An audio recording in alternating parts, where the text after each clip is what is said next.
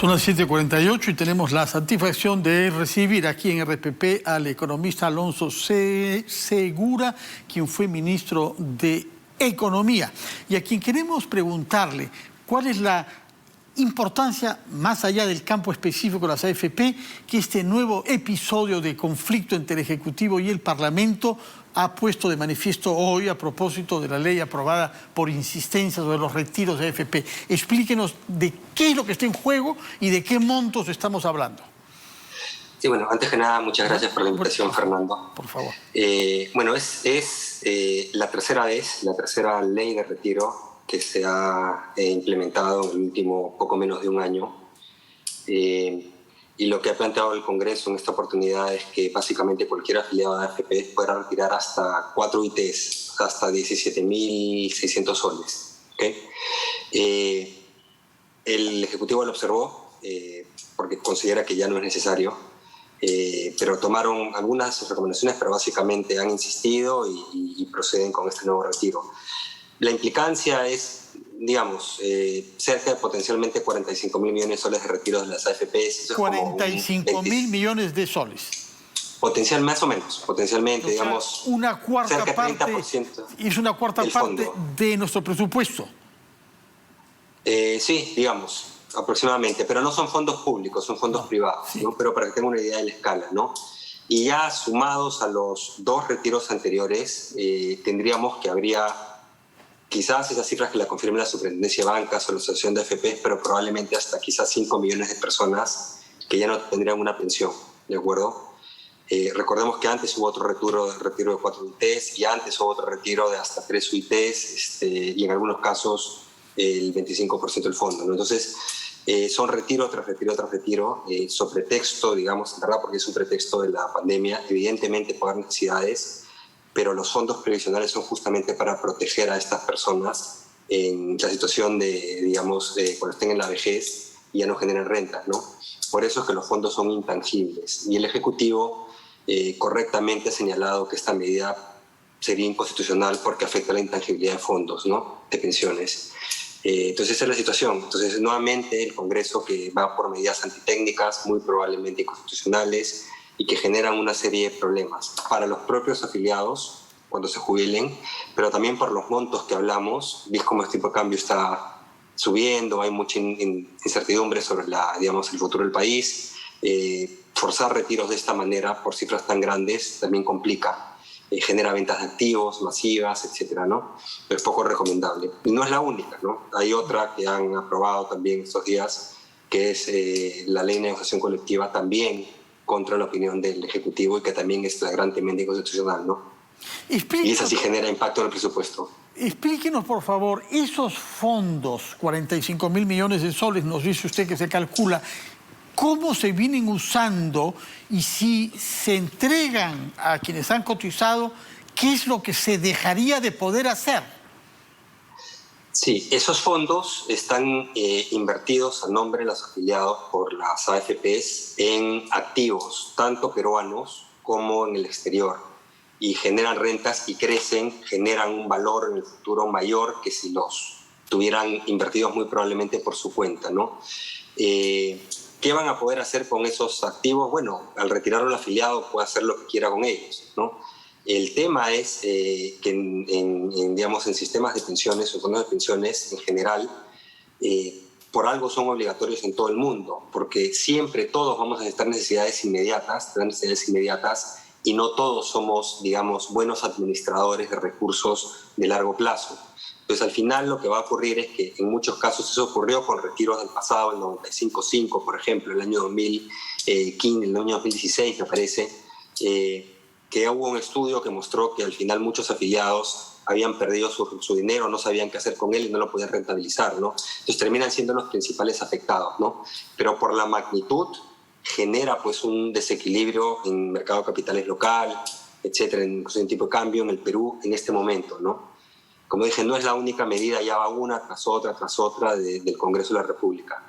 Ahora, algo más lamentable aún, y sí creo que merece un comentario, Fernando, son las declaraciones de varios congresistas, francamente amenazando al presidente de la República, a ministros con vacancias y con censuras, si presentan una acción de constitucionalidad ante el Tribunal Constitucional, ¿no?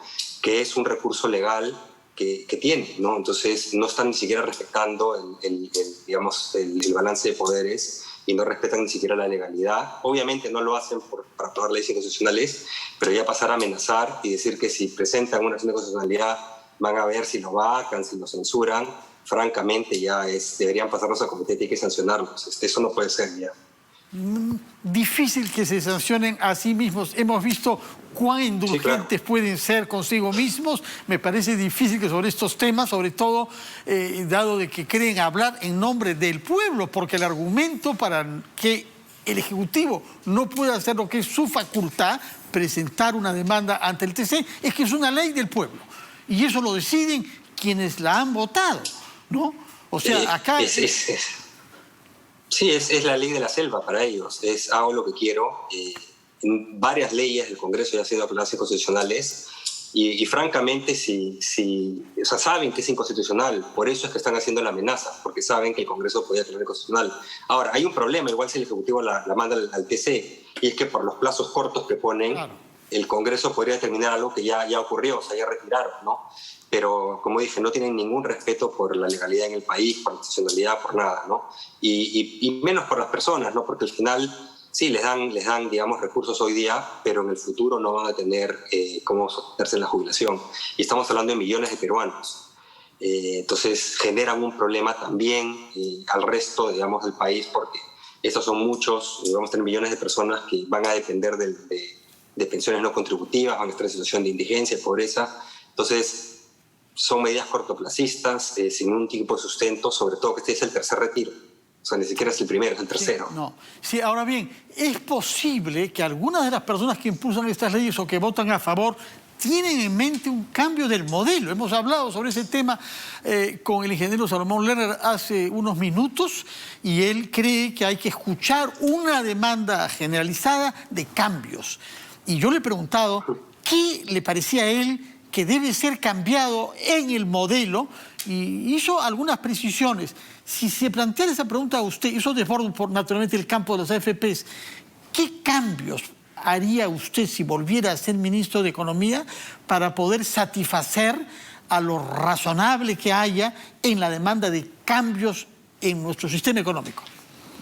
Sí, yo creo que acá hay que descomponer la respuesta en dos. La mayoría de la población, está en las encuestas, piden cambios, ajustes moderados. Y eso está en encuestas que dicen que más de la mitad de la población pide eso.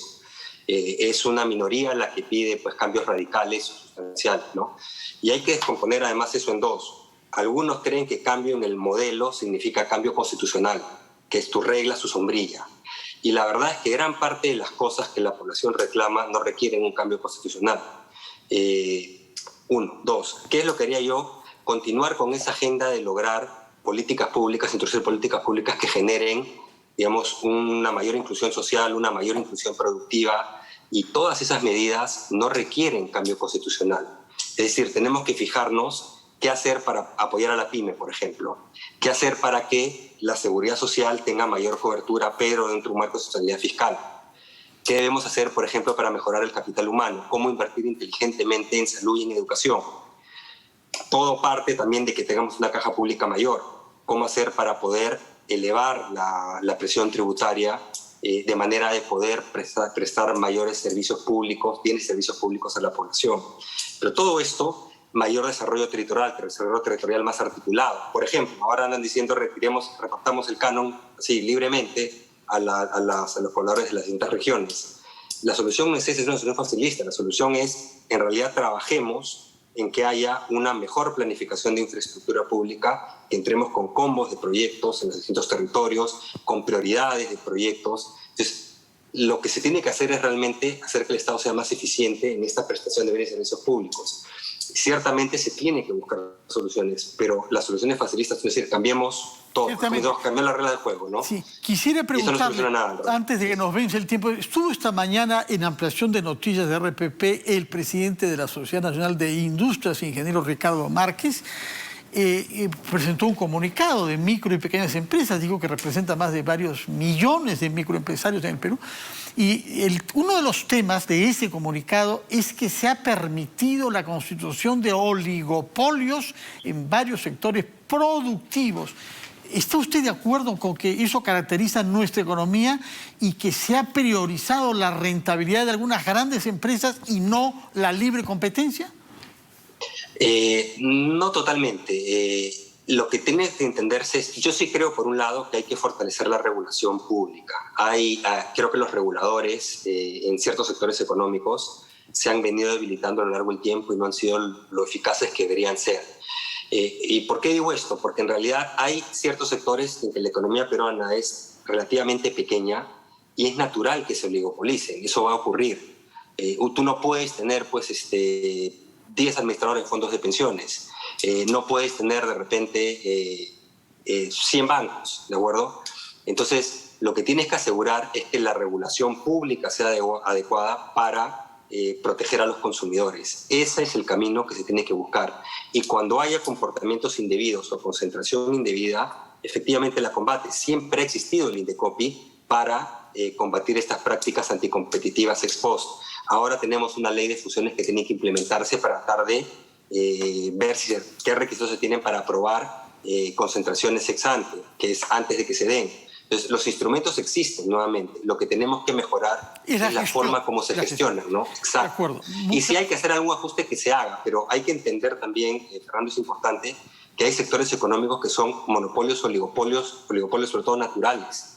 Y ahí la solución no es partirlo, porque termina siendo más caro y peor la prestación de servicio. Puede ser concentrada la producción de electricidad, por ejemplo, la producción de agua, etcétera. Lo que tienes que hacer es regularla bien. Telefonía, lo mismo. Claro. No podemos tener 20 telecoms, por ejemplo, porque no tenemos la escala.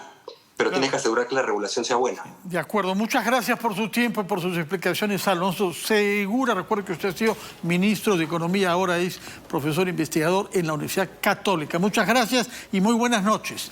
Ponemos punto final a nuestro programa, no sin invitarlos mañana, viernes, a la última edición de esta semana, de las 5 de las 7. Muy buenas noches.